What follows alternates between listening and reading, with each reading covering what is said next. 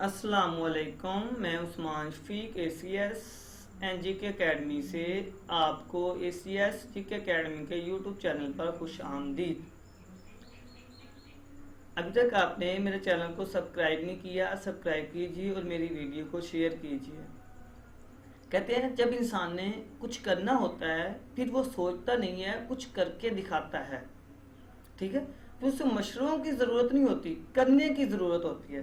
اسی طرح میں آپ کو آج پاکستانی خاتون کے بارے میں بتاؤں گا جس نے چند ہی دنوں میں لاکھوں نہیں کروڑوں روپے کما لیے،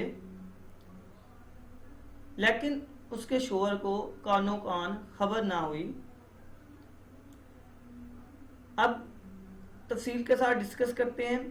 پاکستانی خاتون نے سوشل میڈیا نیٹ ورک سے کروڑوں روپے کما لیے، شوہر بے خبر رہا۔ بے روزگار ہونے پر حقیقت بتا دی۔ تفصیل کے مطابق پاکستانی خاتون نے گھر بیٹھے کروڑوں روپے کما لیے، 3 سال تک شوہر کو کانوں کان خبر تک نہ ہوئی۔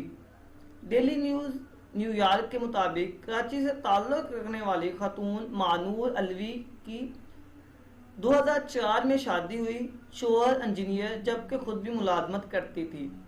بچے کی پیدائش پر مانور